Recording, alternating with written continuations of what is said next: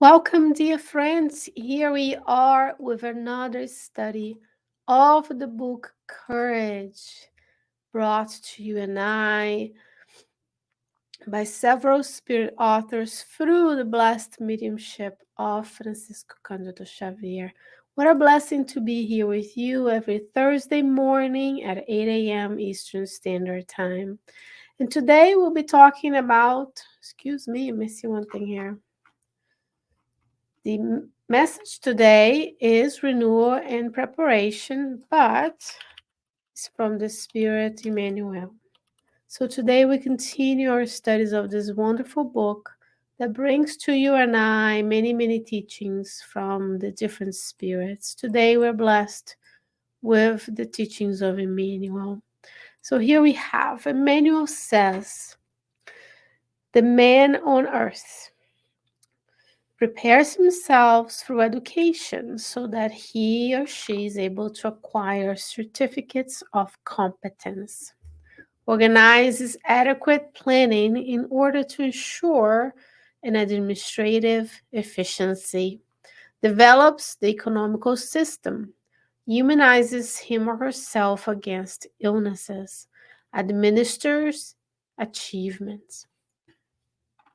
In order to protect ourselves against destructive and useless afflictions, it is necessary to organize our strengths so that we may be able to face life's renewals that are presented to us. While in the physical world, we would like to see our sons and daughters permanently in the enchanting level of infancy. However, it is important to prepare ourselves through experience so that we can see them as adults with the trials and tasks that they might have brought to this reincarnation. In, in marriage life, in the presence of promises of happiness made at the time of the wedding, we would love to make the eternal joys of the beginning. However, it is essential to face without surprise the struggles and duties that are imposed to us by the familiar institution. We would like to maintain our affections as unchangeable. However, the work of evolution and trials vary from person to person, thus often compelling us towards transitory and necessary separations.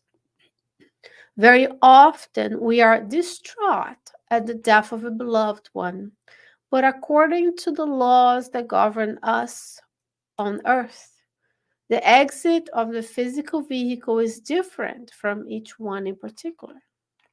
Therefore, let us understand that our duties modify themselves constantly, and let us accept life's modifications with a spirit of acceptance and serenity. However, in order to do this, it is necessary that we may live ready to serve how and whatever we are recognizing that God, by the mechanism of the circumstances, offer us invariably all the resources that we need and that we can receive, thus giving us always the very best. Emmanuel. So renewal and preparation is the message for today. So let's us renew our supply of oxygen and carbon monoxide from our physical vessels and think a little bit about this message.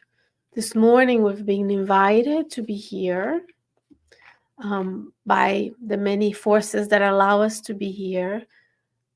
So we can go back to the last paragraph already. God, by the mechanism of circumstances, the circumstances of us being together, offers us invariably all the resources that we need and we can receive. So today we need to be here and learning about renewal and preparation. And we're able to receive this message because God is loving and caring and give us all the best we can. First and foremost, the first part of the message, he says, we prepare ourselves for education, we organize and achieve administrative efficiency, we develop our economical systems, we immunize against illnesses, and we administer achievements. Those are things that you and I, as human beings on the earth, do each and every day. Humankind as a role is organizing societal structures that are allowing us to do this, right? We want to learn, we want to accomplish, we want to be efficient with our time, we want to have a good economical system, we want to have good medicine so we can take part on that immunization process that help us prevent disease or lessen disease burden, and we want to diminish our achievements. So beautiful observation of what is to be a human on this earth. And then he says, in order to protect ourselves against destructive and useless afflictions, right? We are constantly thinking about what did I do in the past, which we can change, what we might do in the future. So we're never nor here, near there. We're just not in the present moment. So let's protect ourselves against destructive and useless afflictions. So what do? He says, it is necessary for us to organize our strengths so that we are able to face life's renewals that are presented to us. So we prepare by knowing, by studying, by working, by serving, because there are many opportunities of renewal that were presented to us. Now he's going to list. So we have, some of us have children or no children of others, and it says why we would like to see them permanently in the enchanting level of infancy.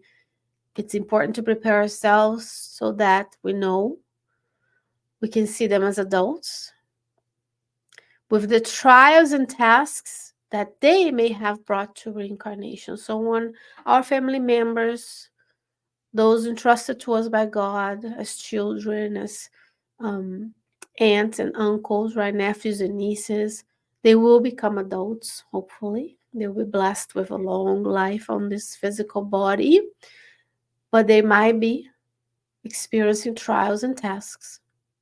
And I'll correct, they will be experiencing trials and tests just like you and I as adults are experiencing. He says they may have brought to our reincarnations. Is how do we bring trials and tasks and duties to our reincarnation? By our previous behavior in other lives. That means that my behavior in this life will also have consequence. The law of action of reactions, a derivative of the law of justice, love, and charity that dictates what I do today might be brought up in other lifetimes when I'm able to undergo those trials and tasks. So unfortunately, life on earth is of a world of trials and expiations undergoing planetary transition to regeneration. And many people don't like when I say this, but we want everybody to be happy and joyful, but that's not the world we live in. There are things that you and I have to do, have to experience. And then through love and through kindness and through the interaction with love society, we're able to better help one another to undergo those trials and expiations experiences. As Emmanuel puts it here, trials and tasks. Trials and tasks, things we must do. There are a duty to do. Even though when I say this, people say, oh, but I need to enjoy, I need to do this. Well, we came here to serve one another. Right? So it's not all about joy. Life is not just joyful on this planet yet. It will be one day when we become a divine world. He says, in marriage life or in the life of two people who commit themselves to one another, in the presence of promises of happiness we made at the wedding, we would love to make eternal joys of the beginning, right? The exciting phase where we're getting to know each other. We get to be enamored with each other. But he says, it's essential to face without surprise the struggles and duties that are imposed on us by the familiar institution. So when we decide to come together in a union, in matrimony, if you will, there will be struggles and there will be duties that we undertake based on having made this commitment to one another. And we know based on many teachings of Andrea Louise and the teachings of the Spirit's book, that a lot of the marriages, if not a majority of them, are due to the need to repair and expiate the wrongs we did to one another. So we might come back to this earth and interact and come together with people who we interacted in the past, and we may hurt one another, and we are here to make amends. So there will be struggles and there are duties, and that's why we need to keep the institution of marriage, and we have to encourage people to take on that commitment to one another that makes us less selfish, more giving, more understanding, more humbling, and devoted to one another. Says we would like to maintain our affections unchangeable. How many of us, certain decades of life, have not undergone breakups? And not necessarily breakups in a dating relationship, in a marriage relationship, but perhaps there are people in our lives, friends, acquaintances, and even family members that might go away and be apart for a while. And he says here, however, the work of evolution and trials vary from person to person.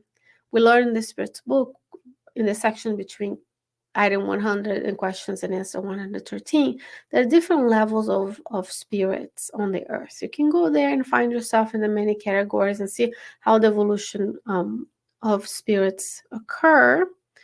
And then each person on the earth is at their own level. So there are different levels of learning and different needs at the different times. So he says, often compelling us toward transitory necessary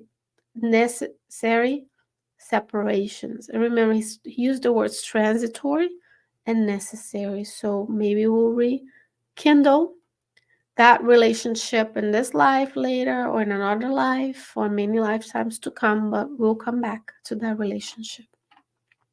Very often we are distraught at the death of loved ones, but we know, according to the laws that govern life on earth, the exit of physical vehicle is different for each one in particular. So, whichever process of discarnation someone goes, it's unique to them because they are unique spirits on this earth. They have a different story than you and I have. They have different circumstances to make the transition between reincarnation and errant state. And we have to pray for them and know that, remember this, when someone dies, when someone discarnates, because dying is part of the physical body, right? When this existence ends, because life never ends, but the existence we live today does, then that person we might be able to meet with them in the spirit world at a different time. And that's a transitory separation.